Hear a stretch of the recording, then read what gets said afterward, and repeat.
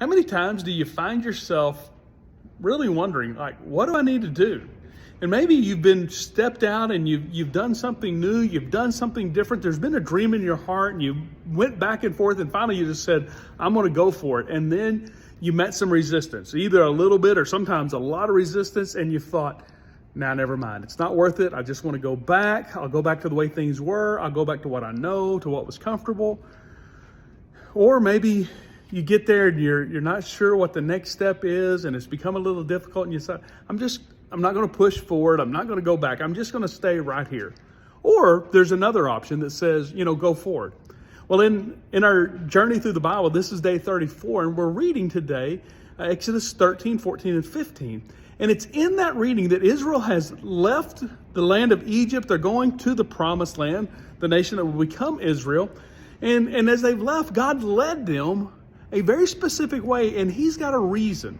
And what happened is they find themselves in the proverbial between a rock and a hard place. There's a mountain on one side, there's a sea on the other, and as they look back, they see the Egyptian army has changed their heart and mind, Pharaoh has, and he's brought his army out to chase them and bring them back. And they cry out, Moses, didn't we tell you to leave us alone? It'd been better for us to have just been in Egypt.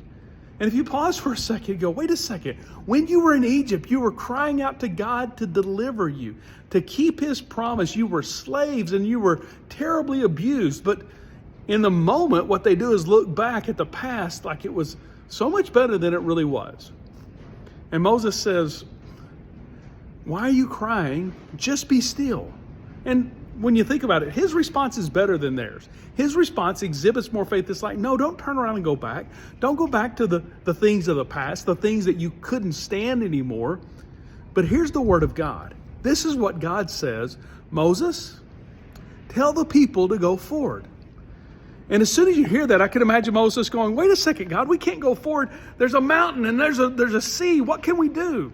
And he says, just take the rod, hold it out, and God parts the Red Sea, and the Israelites, some have said between 4 and 6 million people, passed through the Red Sea on dry ground because they walked in faith. And so in those times when you're not real sure, the word of God is keep going forward, walking in your faith. And so maybe you find yourself today, or I suspect if you're not today, very soon you will be in one of those moments where you have to make a decision. And remember, the word of God is go forward. There may be a time to be still and look, but very quickly you need to move forward. Thanks for joining me. Have a great day.